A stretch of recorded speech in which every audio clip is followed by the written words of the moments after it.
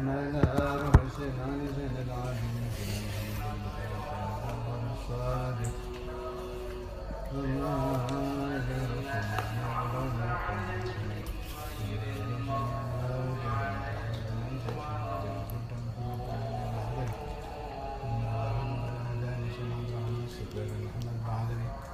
ثم إلى رشد عمر المحضر وإخوانه الجميع ثم إلى روح حبيب الراتب ثم إلى روح حبيب أبو بكر العاجل ينقل أبو بكر ثم إلى روح عبد الرحمن الضرجان وجميع أهل سلسلة طريقة السعادة العليا خصوصا شيخ الإسلام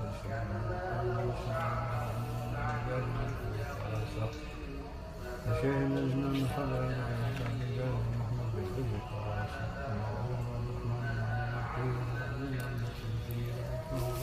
حبيب والحبيب أحمد بن محمد بن كريم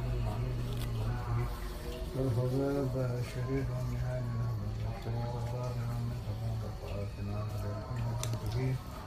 ثم إلى الحباب الزهراء وإلى الحباب عائشة وإلى الحباب عاطفة أولادهم بناتهم وذرياتهم وأخوانهم وفي ترتيبهم ثم إلى جميع أصحاب الترغيب خصوصا شمشان هذا الجنان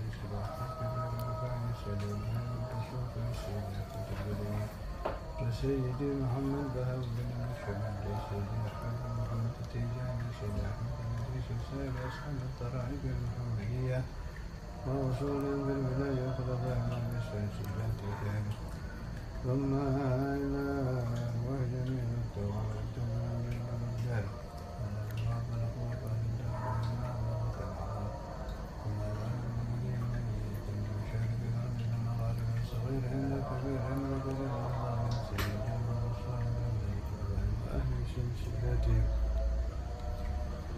ثم إلى أرواح جميع أولي هذه البلدة خصوصا الحبيب هذا حبيب محمد بن السكاب هذا حبيب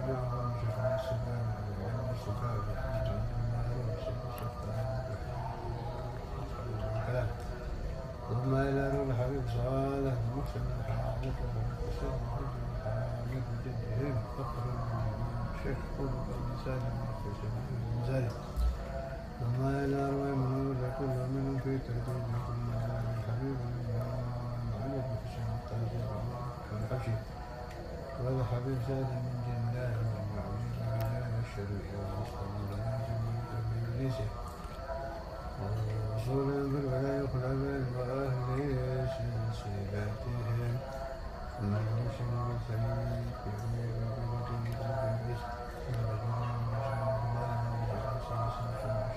البلد المشافي مالك أحمد بن حنبل الغزالي العربي سيد الدار وما إلى أرواح جميع أوليائك في الزنبل والفرات والقاص الشام بالنار بالإسلام وجميع من دفن في الأرض وشمل تعلم بأسمائهم جميع أولئك رسولكم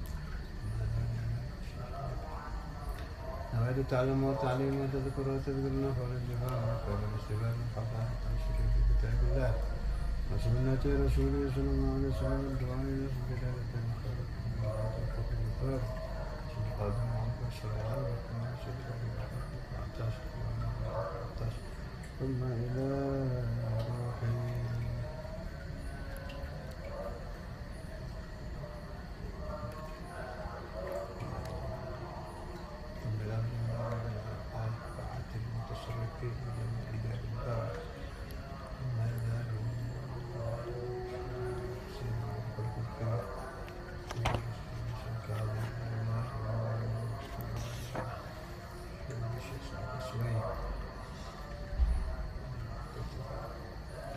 بنية الصلاة القلوب والقالب رسول القلوب المطالب يا سيدنا محمد صلى الله عليه وسلم النبي من تلك الطوب من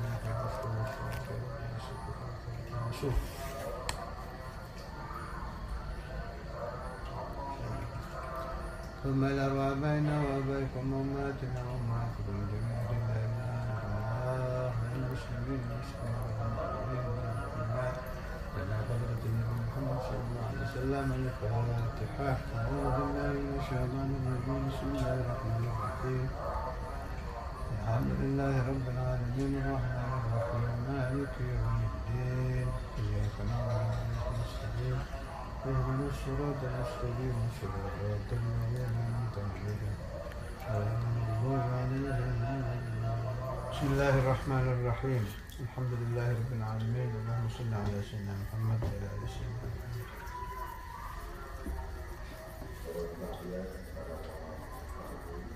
Masih ayat 31.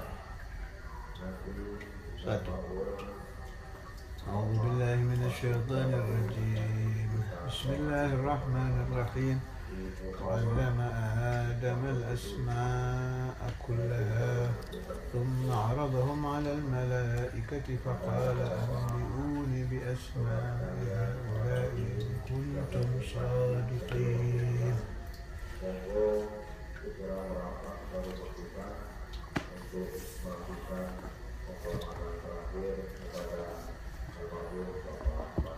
Saya janjikan kemarin nukilan dari kitab Al-Idris min kalami Sayyidi Abdul Aziz Ad-Dabbagh ta'lif Sayyidi Ahmad bin Mubarak Maktabah Sya'biyah halaman 104.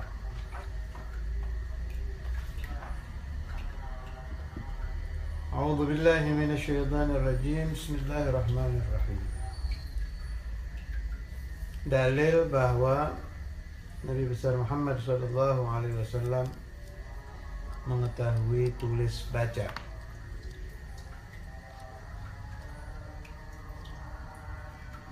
Wa ma kunta tatlu min qablihi min kitabin wa la takhutuhu biyaminika idzan lartabal mubtilun. فقال رضي الله عنه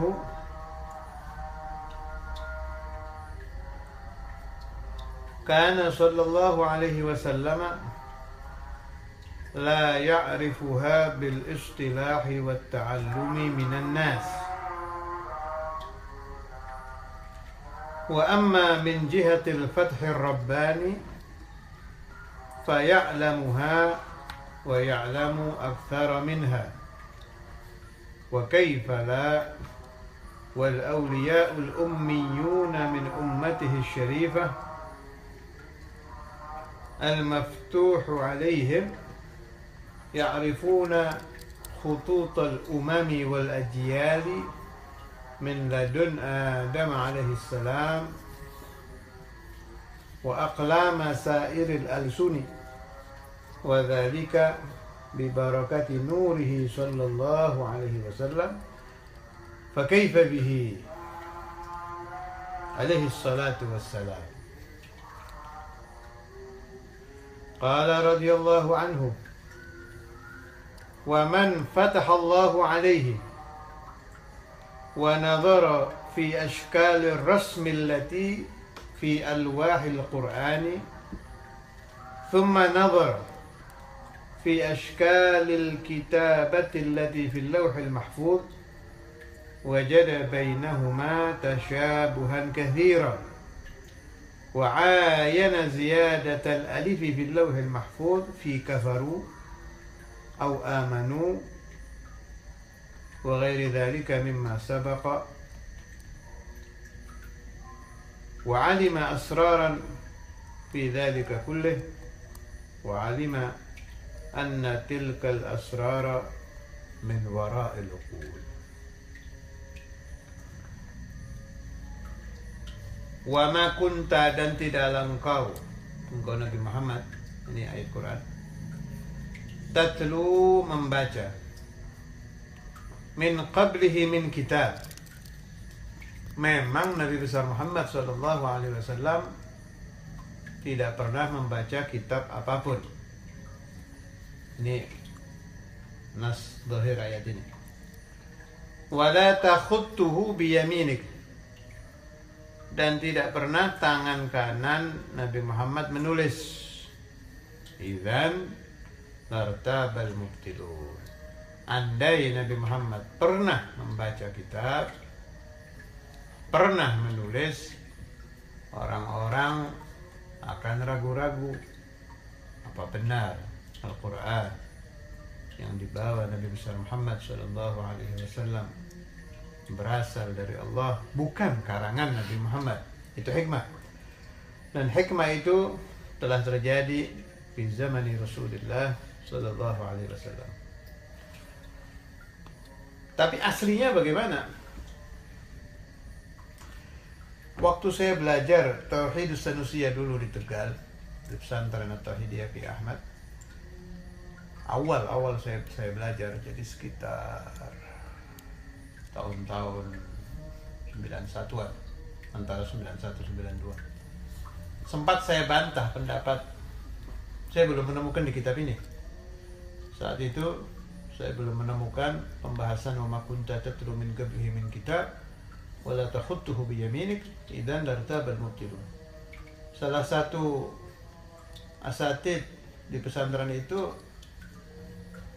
waktu saya berkata bahwa Nabi Muhammad tidak mengerti tulis baca, saya dibantah. Ustaz itu berkata begini, masih ingat saya sampai sekarang. Yang Anda maksud Nabi Muhammad itu tidak mampu mengingat huruf, seperti huruf alif dari atas ke bawah, seret. Huruf ba dari samping ke samping dikasih titik. Huruf ta dari samping ke samping ada titik 2 di atas. Ya na'am, zaman Nabi belum ada titik. Saya sedang tidak membahas itu ya. Sedang membahas harfan harfa, huruf per huruf. Yang Anda maksud katanya Nabi Muhammad tidak bisa mengingat itu. Sedangkan anak TK saja mengingat huruf alif bisa. Berarti si anak TK lebih cerdas dari Nabi. Begitu dibantah itu, saya kaget. Iya ya, benar. Sedangkan Nabi Muhammad itu dan seluruh anbiya mursalin siddiq, amanah, tabligh, fatanah. Mulai agak ragu saya, apa betul pemahaman saya bahwa Nabi Muhammad tidak tahu tulis baca. Saya belum kenal khosais waktu itu, belum tahu bahwa ada qaul dari Imam Suyuti bahwa Nabi SAW ya'lamu jami'al lughah, belum tahu ke situ saya. Dan yang terpenting saya belum membaca fatwa Al-Ghawthul A'zam Sayyidi Abdul Aziz Al-Dabbar.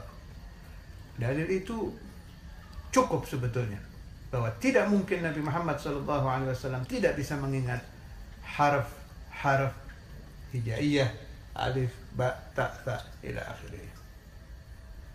Satu lagi tambahan tentang bahayanya kepercayaan kalau Nabi Muhammad SAW tidak mengerti tulis baca. Kalau ini terjadi ketika saya mengajar di daerah Sukoharjo, Jawa Timur. Ada seorang yang terlalu fanatik manaqib Syekh Abdul Qadir Jailani. Kalau bahasa saya asabiyah a'ma, terlalu fanatik buta kepada Sayyidina Jailani. Sampai di depan orang-orang yang hadir maulidnya, tidak akan saya sebut nama, kayak Fulan bin Fulan, dia berkata, Syekh Abdul Qadir Al-Jailani lebih alim dari Nabi Muhammad SAW. Sebab Syekh Abdul Qadir bisa membaca kitab, bisa membaca Al-Quran, mengerti huruf. Nabi Muhammad tidak bisa membaca, tidak bisa menulis. Ini terjadi dan diucapkan di majelis. Waktu itu sudah saya bantah habis-habisan, baik secara lisan atau secara tulisan. Tetapi menimbulkan pemahaman di dalam pikiran saya, pemahaman bahwa Nabi Muhammad SAW bisa membaca, bisa menulis, harus dimengerti oleh semua umat Nabi Muhammad SAW, sehingga tidak ada anggapan bahwa di salah satu ilmu ada ulama, ada tokoh, ada seseorang yang lebih alim dari Hadratul Rasul Sallallahu Alaihi Wasallam. Sebab sangat berbahaya, sangat berbahaya kalau terbersit di dalam hati, dalam satu ilmu saja ada seseorang yang melebihi Nabi besar Muhammad Sallallahu Alaihi Wasallam. Kembali ke kita. وقال رضي الله عنه كان صلى الله عليه وسلم لا يعرفها بالاصطلاح والتعلم من الناس. Kalau belajar dari manusia, dari guru, memang tidak. Jadi santri, jadi pelajar, Nabi Muhammad memang tidak.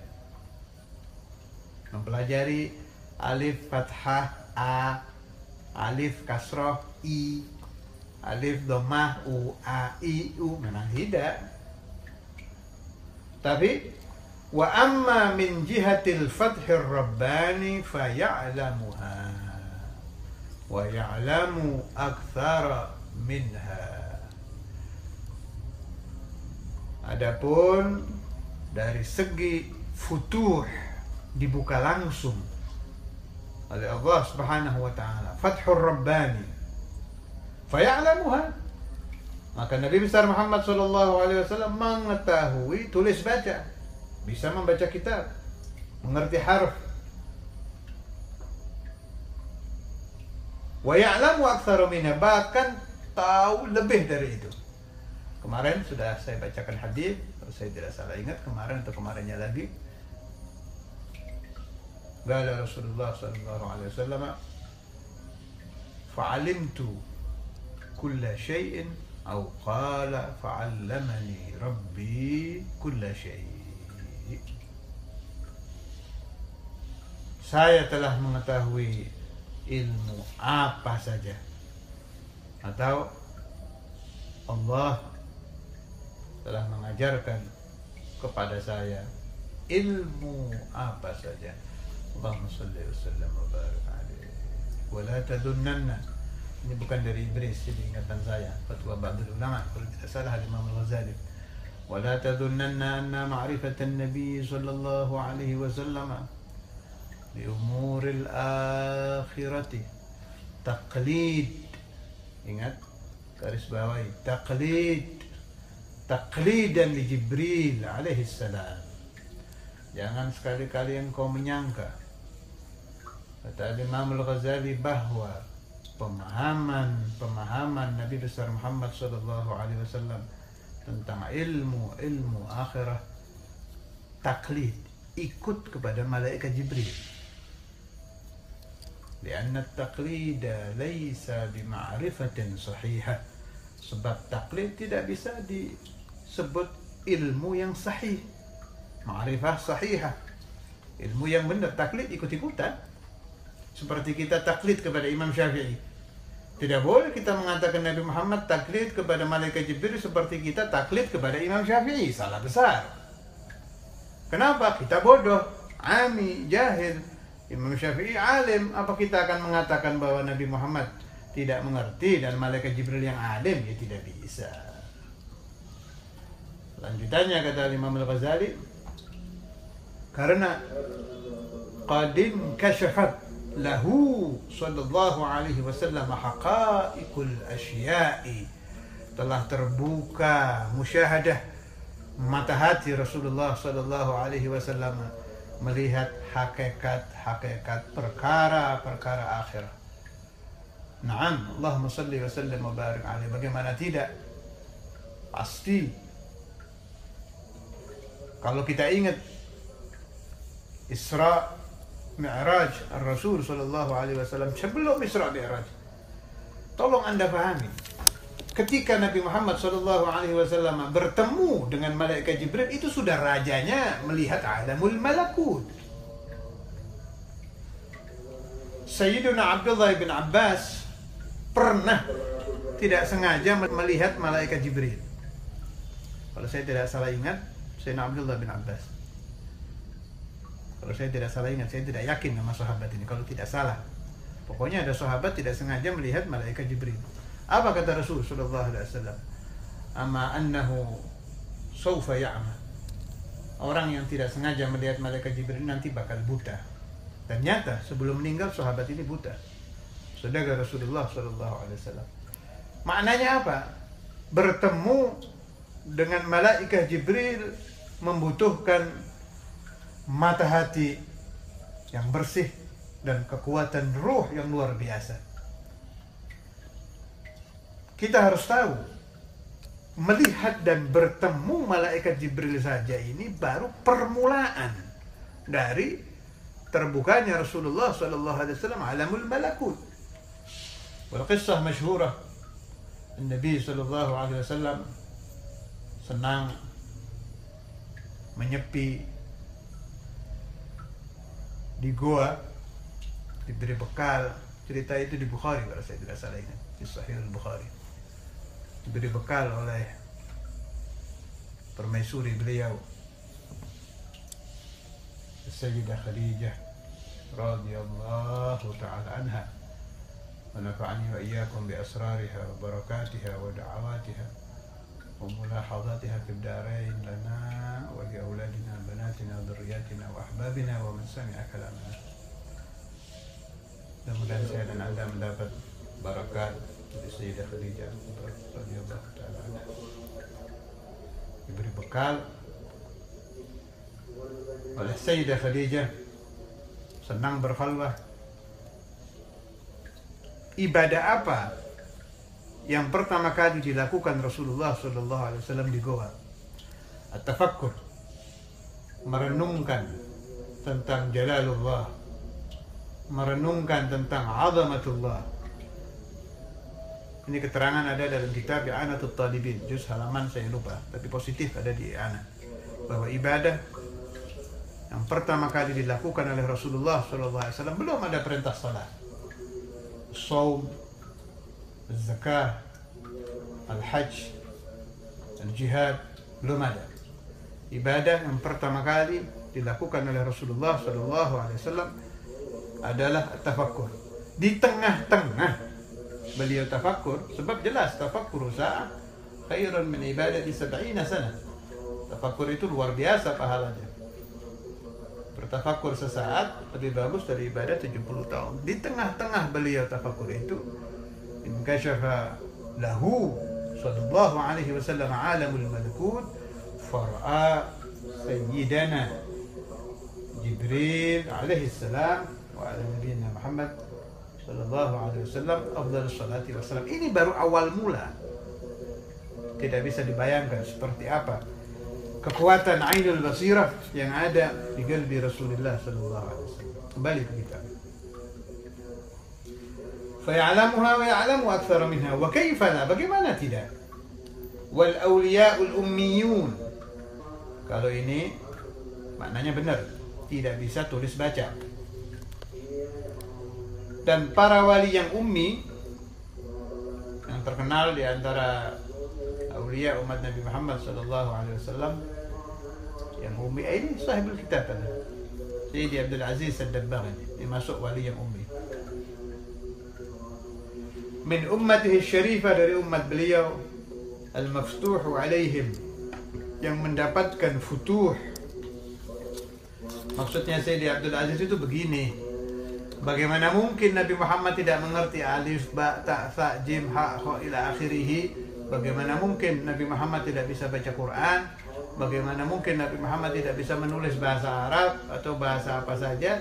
Sedangkan orang-orang yang mengikuti agama Nabi Muhammad dan mendapatkan futuh gara-gara ikut Nabi Muhammad, mengetahui khututul umam, tulisan-tulisan. Ini tulisan bahasa Indonesia, ini tulisan bahasa Arab, ini tulisan bahasa Cina, ini tulisan bahasa Jepang. Wali-wali yang ummi yang seperti itu sangat-sangat banyak jumlahnya. Wal ajyal min ladun Adam alaihissalam, bukan hanya bahasa negara-negara di zaman si wali, dari awal zaman Nabi Adam sampai akhir zaman. Dan mengetahui selain tulisan bahasa-bahasa seluruh umat manusia. Dan itu terjadi wadzalika bi barakati nurihi sallallahu alaihi wasallam. mereka mendapatkan keterbukaan memahami seluruh bahasa itu karena barakah nur Muhammad sallallahu alaihi wasallam. Fa kaifa bihi alaihi salatu wassalam. Bagaimana dengan Rasulullah sallallahu alaihi wasallam? Qala radhiyallahu anhu wa man fataha Allahu alaihi, dan orang yang mendapatkan futuh wa nadhara fi ashkalir rasmi allati fi alwahil Qur'an, kemudian dia melihat bentuk huruf-huruf Al-Quran yang ditulis di lauh, di papan atau di kertas. Thumma nadhara fi ashkalil kitabati allati fi al-lawhil mahfuz. Ini kalau wali ya, bukan kita ini, kalau wali. Kemudian menatap ke langit melihat tulisan yang ada di lauhil mahfuz. Wajada bainahuma tasyabuhan katsira. Ternyata tulisan itu banyak yang mirip. Wa'ayana ziyadatal alif fil lauhil mahfuz fi kafaru. Dalam kalimat kafaru ada alif tafrik ini. Kaf, fa, ra, waw, setelah waw kan ada alif itu. Nah, di lauhil mahfuz juga ada, kata Sayyidi Abdul Aziz. Au amanu. Alif, mim, nun, waw, ada alif. Di lauhil mahfuz juga ada. Wa ghairi dzalika mimma sabaqa wa 'alima asraran fi dzalika kullih wa 'alima anna tilkal asrar min wara'il uqul, dan dia akan mengetahui, kalau wali, rahasia-rahasia yang ada di dalam tulisan-tulisan itu, dan dia akan memahami asrar, rahasia Allah yang tidak dapat dipaham oleh akal manusia biasa. Rabbana taqabbal minna wa barik بسر أسرار الفاتحة إلى حضرة النبي محمد صلى الله عليه وسلم. الفاتحة. الرحمن الرحيم.